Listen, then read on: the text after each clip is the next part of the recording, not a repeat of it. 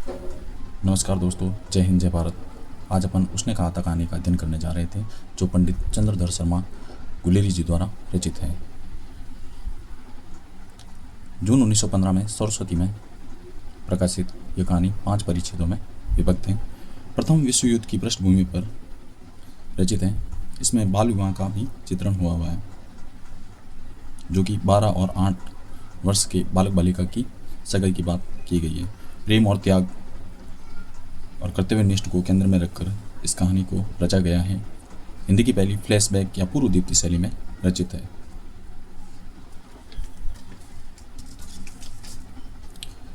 बाल सुलभ निश्चल प्रेम, महायुद्ध का वर्णन और लैला सिंह के आत्मोत्सर्ग का वर्णन है। यह उत्सर्ग प्रेम वेदना जनित नहीं बल्कि कर्तव्य की प्रसन्नता है। इसमें एक कथन है बच्चन सिंह का कि सूबेदारनी की शिक्षा को स्वार्थपरता और लैला सिंह के त्याग को बेवकूफ़ी बताया है। राजेंद्र यादव हिंदी की पहली मौलिक कहानी मानते हैं और मधुरेश भी इसको पहली कहानी मानते हैं। नगेंद्र का कथन है कि साहित्य का आधार छायानुभूति नहीं, जीवन की मासल अनुभूतियाँ हैं। इस कहानी में 5 परिच्छेद हैं, जिसमें दूसरा, तीसरा और चौथे भाग में युद्ध का वर्णन है। लैला सिंह की चारित्रिक विशेषताएं, प्रति उत्पन्न मति, कार्यकुशल, संकट के समय कुशल नेतृत्व। अमरनाथ झा का एक कथन है कि एदत् कृत्य करणी किम यथा रुदिति ग्रावा। शुक्ल जी का कथन है, बहुत इंपॉर्टेंट है, मर्यादा में रहकर प्रेम की व्यंजना की अद्वितीय कहानी बताया है। और एक और शुक्ल जी का कथन है कि घटनाएं बोल रही है, पात्रों को बोलने की अपेक्षा ही नहीं है। मधुरेश हिंदी की पहली कहानी जो शिल्प विधान की दृष्टि से हिंदी कहानी को एक ही झटके में प्रौढ़ बना देती है। कथन को मैंने शॉर्ट में लिखा है। नंदुलारी वाजपेयी का कथन है, इसमें घटनाएं, संयोग, रोमांटिक दृष्टि भी हैं। इन सभी का संगठन इस विशिष्टि के साथ भी हुआ है ... यह कहानी नई हो जाती है।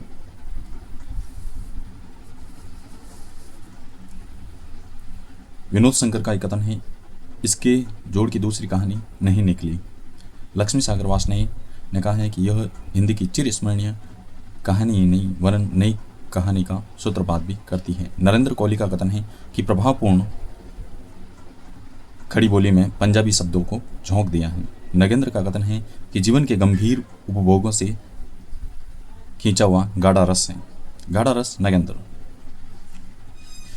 श्याम सुंदर दास हिंदी साहित्य का अमूल्य रत्न है, क्योंकि कहानी के पात्रों का भाव परिस्थिति में सजीवता का समावेश किया गया है। गोपाल राय ने हिंदी की पहली कहानी जो एक तरफ पंजाब की पृष्ठभूमि पर है तो दूसरी तरफ फ्रांस की जमीन पर लड़े जा रहे युद्ध का पात्र का वर्णन।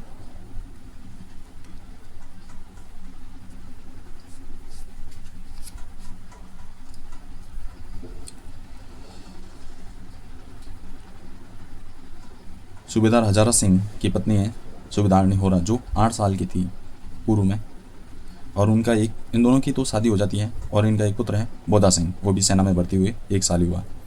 और लैला सिंह जो जमादार था 77वीं राइफल में, ये 12 वर्ष का था और लाड़ी होरा 8 साल की थी। इन दोनों को एक दूसरे से लैला इसको प्यार के लिए मनाता है और ये दोनों अमृतसर में अपने मामा के यहाँ मिलते हैं। होरा अतर सिंह की बैठक में अपने मामा के यहाँ मगरे में रहती थी और लैला सिंह अपने मामा के यहाँ मांझा में रहता था। लैला सिंह का एक भाई था, वो उसका नाम था कीरत सिंह। अन्य पात्र देखते हैं। वजीरा सिंह विदूषक था, पलटन का विदूषक, वह से वह याद रह जाएगा, विदूषक वह। एक और था महासिंह लपटन साहब, जो पिछले 5 साल से रेजिमेंट में थे। डाक बाबू पोलूराम, महासिंह जो सैनिक था। बाण भट्ट संस्कृत कवि का जिक्र हुआ है, तुर्की मौलवी। और इसमें स्थानों के नाम आए हुए हैं। बम्बूकाट अमृतसर में, बर्लिन जगाधरी जिला, शिमला, लॉयलपुर लुधियाना, नगरकोट जर्मनी। और ये दो देशों के युद्ध की बात चल रही है, जर्मनी और फ्रांस। फ्रांस का सपोर्ट कर रहा था इंग्लैंड, और इंग्लैंड का सपोर्ट कौन कर रहा था? भारत।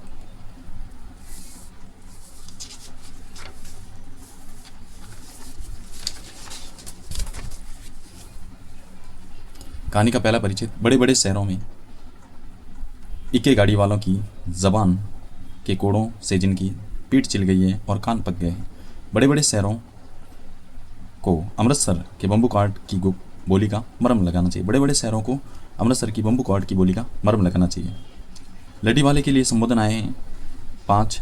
बचो खालसा जी, हटो भाई जी, ठहरना भाई जी, आने दो लाला जी, हटो बादशाह। और एक बुढ़िया के लिए संबोधन आया हुआ है कि हट जा जीने जोगिए, हट जा कर्मा वालिए, हट जा पुत्ता प्यारिए, बच जा लंबी वालिए।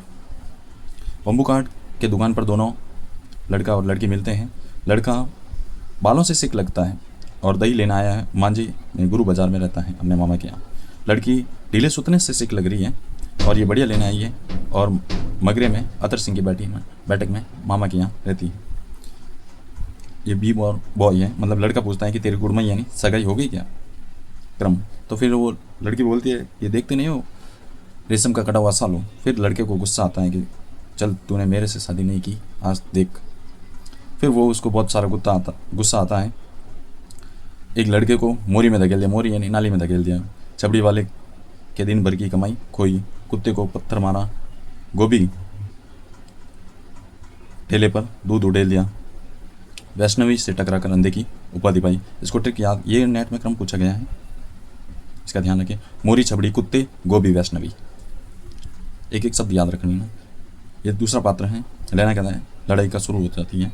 राम राम, यह भी कोई लड़ाई है, लुधियाना से 10 गुना ज़्यादा जाड़ा। नगरकोट का जलजला सुना था अपने वहाँ तो, लेकिन यहाँ दिन में तो 25 जलजले होते हैं। कंदक में तो 4 दिन बिता दिए हैं, 3 दिन और हैं, फिर अपनी बारी चेंज हो जाएगी। फिरंगी में फूल और दूध की वर्षा करती है। तुम राजा हो, मेरे मुल्क को बचाने आए हो, ये फिरंगी मैम का कथन है। लेना सिंह का ये कथन बहुत इंपॉर्टेंट है कि बिना फेरे घोड़ा बिगड़ता है और बिना लड़े सिपाही। 7 जर्मन, कितने जर्मन? 7 जर्मन, ये संख्या याद रखना। जितने भी संख्यावाचक शब्द हैं जो मैंने छोड़े नहीं हैं। 7 जर्मन न मारो तो दरबार साहब की दहली पर मथा टेकना नसीब न हो। कितने सैनिक? 7 जर्मन सैनिक। सूबेदार हजारा सिंह, लड़ाई के मामले जमादार या नायक के चलाए नहीं चलते, अफसर बड़े दूर की सोचते हैं। दोनों सेना के बीच की दूरी या दोनों देशों के बीच की दूरी कितनी थी? 300 मील। लैना सिंह बोलता है कि हड्डियों में तो जाड़ा धस गया है, सूर्य निकलता नहीं, खाई में दोनों तरफ से चंबे की बवालियों के से तो सोते जल रहे हैं। सोते यानी झरना। हजारा सिंह जो सूबेदार था वो अपने वहाँ सैनिकों को आदेश देता है। उद्यमी को बोलता है कि आप जाइए सिगड़ी में कोयले डालो, और वजीरा सिंह 4 लोगों को ले जाओ और बाल्टियों से खाई से पानी निकालो, और मां सिंह को खाई के दरवाजे पर पैरा बदलने के लिए कहता है। वजीरा सिंह पलटन का विदूषक था, ये याद रखना। ये असिस्टेंट प्रोफेसर में भी पूछा गया है, विषय विदूषक। और इसका एक कथन है कि मैं पादा बन गया हूँ, करो जर्मनी के बादशाह का तर्पण, क्योंकि ये बाल्टियों से पानी बाहर डाल रहा था। पानी से ही तर्पण होता है।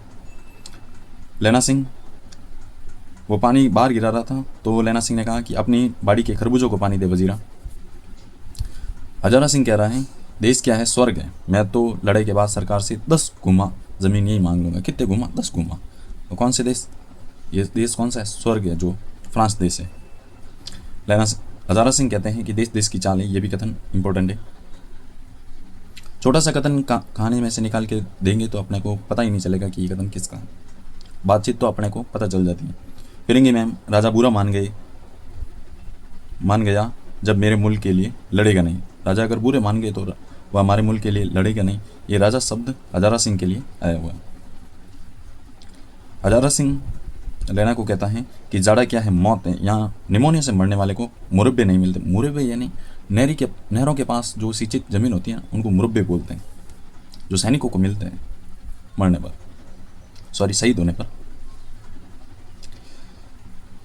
लैना सिंह कहता है कि मैं तो बुलेल के खट के किनारे मरूंगा। भाई कीरत सिंह की गोद में मेरा सिर होगा और मेरे हाथ से लगाए हुए आम के वृक्ष की छाया होगी, और वो आम का पेड़ है ना, पुत्र के जन्म पर लगाया हुआ है भाई कीरत सिंह के।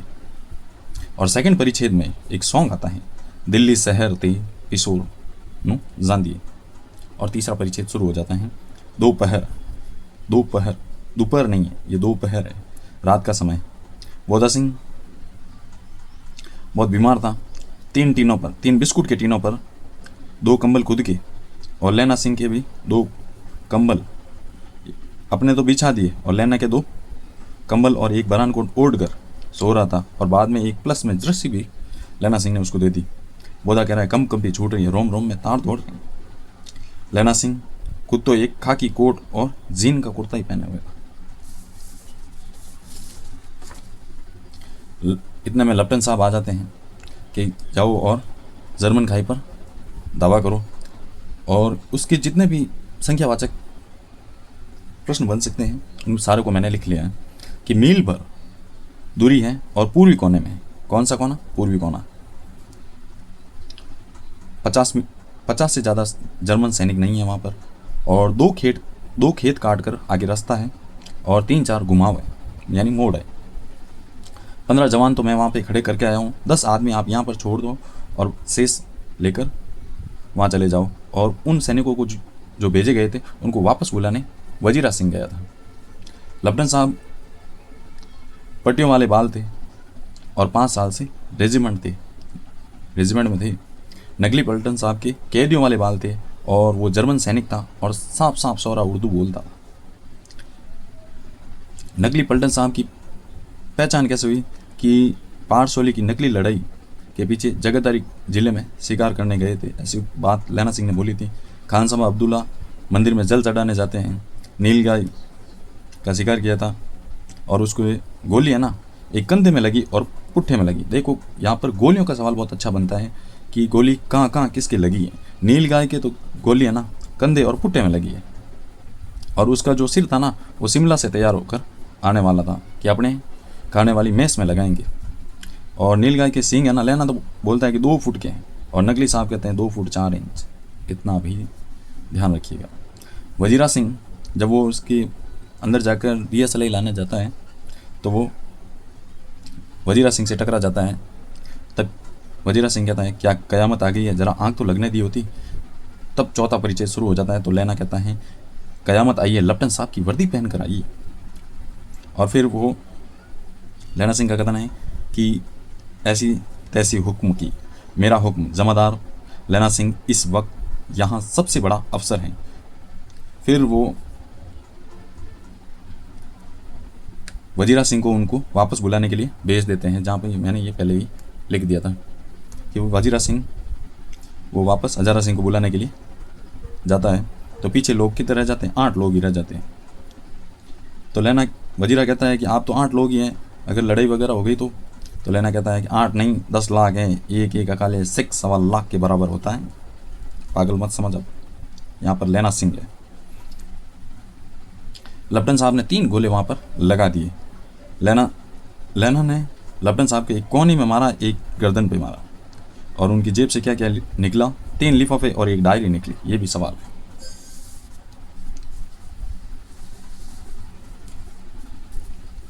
नकली लप्टन साहब की पहचान के लिए 5 चीज़ें पता चलती हैं कि 6 सिगरेट पीते हैं, ये उनको पता ही नहीं था। जगतदारी जिले में नीलगाय होती है और उसके 2 फुट और 4 इंच के सींग भी होते हैं। और मुसलमान खान समा की मूर्तियों पर जल चढ़ाते हैं क्या? और लप्टन साहब खोते यानी गधे पर सवार होकर, और ये साले उर्दू बोलना कहाँ से सीख गए? लेना चालाक तो बड़े हो पर मांझे का लेना सिंह का कथन है कि चालाक तो बड़े हो पर मांझे का लेना इतने बरस लप्टन साहब के साथ रहा, उसे चकमा देने के लिए 4 आंखें चाहिए। इतने बरस, ये सवाल बनता है। इतने बरस यानी 5 साल। लेना कहता है कि 3 महीने पहले तुर्की मौलवी गांव में आया था। 3 महीने पहले। कितने महीने पहले? 3 महीने तुर्की मौलवी। और ये साहब क्या करते थे? बच्चों को दवाई देते थे और औरतों को बच्चे होने का ताबीज़ मारते थे कि लो ये आपके ताबीज़ देता हूँ, आपके बच्चा हो जाएगा। और तुर्की मौलवी ने क्या क्या कहा? जर्मनी वाले वेद पंडित, बड़े पंडित है। जर्मनी वालों को क्या कहा कि ये बड़े पंडित है, वेद पढ़कर तो क्या विमान चलाना सीख गए हैं, गौ को नहीं मारते हैं, हिंदुस्तान आएंगे तो गौ हत्या बंद कर देंगे। और मंडी के बनियों को बहकाते रहते हैं कि डाक खाने से रुपए निकाल लो कि सरकार का राज्य जाने वाला है। इतने में लप्टन साहब ने लैना सिंह के जांग में गोली मार दी। लैना सिंह की जांग में गोली मारी लप्टन साहब ने तो ठीक है। फिर लैना साहब को गुस्सा आ गया और इनके पास बंदूक थी, इसका नाम भी बहुत अच्छे से याद रखना, हेनरी मार्टिन। इसके 2 फायर किए और नकली लप्पन साहब की कबाल किया, फिनिश। फिर युद्ध होता है। ये तो जर्मन वालों की सोची समझी चाल थी। फिर युद्ध होता है। मैंने युद्ध को शॉर्ट में बनाया आपके लिए। लैना सिंह सामने से लड़ रहा है, ये ध्यान रखना, और हजारा सिंह पीछे से आता है, जो वजीरा सिंह को बुलाने के लिए गए हुए थे। ये पीछे से आते हैं और इसके पास 8 ही सैनिक होते हैं, ठीक है, और सामने से 70 जर्मन आते हैं और उसमें से 63 मर जाते हैं, ठीक है। पीछे से ये हजारा सिंह आ जाते हैं, उसमें से 15 मर जाते हैं और हजारा सिंह के भी दाहिने कंधे में गोली लग जाती है। और जब युद्ध होता है ना, तो लैना के पसली में गोली लगती है और ये घाव बहुत भारी होता है, ठीक है, पहले वाले से। और युद्ध के समय एक चांद निकल आया था, उसको नाम कौन सा दिया गया? सही। और हवा ऐसी चल रही थी कि बाण भट्ट की भाषा में ने दंत वीणो उपदेशाचार्य।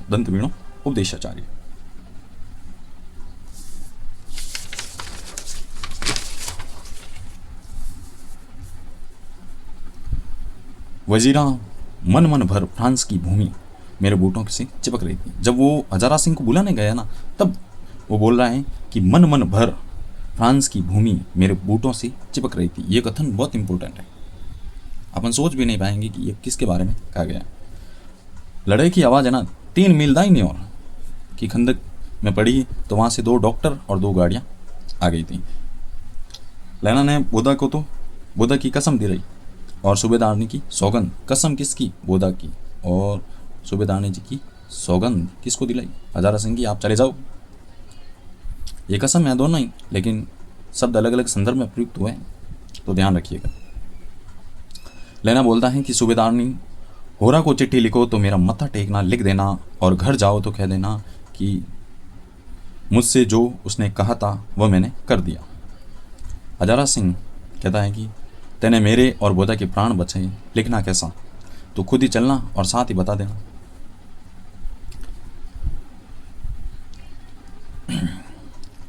लैना वजीरा सिंह को बोलता है कि पानी पिला दे और कमरबंद खोल दे। कितनी बार बोला? 5 बार बोला है। 5 बार बोला है कि वजीरा को कि पानी पिला दे। ये 5वां परिच्छेद शुरू हो जाता है और सबसे इम्पोर्टेंट इस कहानी का कथन यही है कि मृत्यु के कुछ समय पहले स्मृतियाँ बहुत साफ हो जाती हैं। जन्म भर की घटनाएं एक एक करके सामने आती हैं। सारे दृश्य के रंग साफ होते हैं। समय की धुंध बिल्कुल उन पर हट जाती हैं। बिल्कुल कथन याद रखिएगा, बहुत इंपॉर्टेंट है। लैना 12 वर्ष की आयु में 8 वर्षीय लड़की होरा से मिला मामा के यहाँ। 25 वर्ष बाद की बात है। अब जमादार पोस्ट पे 77वीं राइफल्स में भर्ती हो गए हैं लैना सिंह। 7 दिन की छुट्टी मिली थी उनको। लैना सिंह को ज़मीन की मुकदमे की पैरवी करने के लिए अपने गांव गया था। तब उनको वापस हाथों हाथ एक चिट्ठी मिली कि भाई सूबेदार जी की कि आपको लाम पर यानी युद्ध पर जाना है, तो आप युद्ध पर जाओ तो मेरे घर पर आ जाना, अपन साथ ही चलेंगे बोधा और आप। सूबेदारनी का एक कथन है, ये बहुत इंपॉर्टेंट है, कारण बताता हूँ अभी। कि तेरी कुड़माई हो गई दत्त, कल हो गई। ठीक है, ये कथन तेरी कुड़माई हो गई, अभी तक तो ये लड़का ही पूछता आया हुआ है, लेकिन ये लड़के को याद दिलाती है कि मैं कौन हूँ। तेरी कुड़माई हो गई, आज से 25 साल पहले की बात याद कर। तब उसको याद आती है कि भावों की टकरार से उसने मूर्छा खोली। किसके भावों की टकरार? लहना और लाड़ी होरा के। सूबेदारनी कहती है कि सरकार ने बहादुरी का खिताब दिया है और लाइलपुर में ज़मीन दी है। सूबेदारनी का ही कथन है कि सरकार ने हम तीनियों की एक गगरिया पलटिन क्यों ना बना दी, यानी एक स्त्रियों की गगरिया पलटिन क्यों नहीं बना दी, मैं भी वहीं चली जाती। बोधा में फौज में भर्ती हुए 1 ही बरस हुआ है। सूबेदारनी के बोधा के बाद 4 संतान हुए, लेकिन एक भी नहीं जुआ। बोधा के बाद उसके 4 भाई बहन हुए थे, लेकिन एक भी नहीं जुए। सूबेदारनी ऐसे ही इन दोनों को बचाना यह मेरी भिक्षा है, तुम्हारे आगे आंचल पसार दें। सूबेदारनी होरा कहती हैं लैना सिंह से कि आपने एक बार जब घोड़ा बिगड़ गया था तब आपने मेरी रक्षा की थी, इसी प्रकार आप भी इनकी रक्षा करना। लैना सिंह कहता है कि भैया मुझे और ऊंचा कर लो, अपने पट्टे यानी जांग पर मेरा सिर रख ले। भैया, ये भैया किसको समझाया था? वजीरत सिंह को अपना भाई कीरत सिंह समझ लिया था। उसने पहले ही कह देता है कि जब मैं मरूंगा ना तो बुलेल की खड के किनारे मरूंगा और मेरे भाई कीरत सिंह की गोद में मेरा सर होगा और आम के वृक्ष की छाया में। आषाढ़ में आम खूब फलेगा। कौन सा महीना? आषाढ़ का महीना। भतीजे के जन्म पर लैला सिंह ने यह पौधा लगाया था। फ्रांस और बेल्जियम की 68वीं सूची में मैदान में घावों से मरा। ये घावों से मरा लैला सिंह 77वीं सिख राइफल्स में जमादार था। धन्यवाद। अगर कहानी ये पसंद आई हो तो शॉर्ट नोट्स तो ज़रूर लाइक कीजिएगा और कुछ कमी रह गई हो तो ज़रूर बताइएगा। धन्यवाद।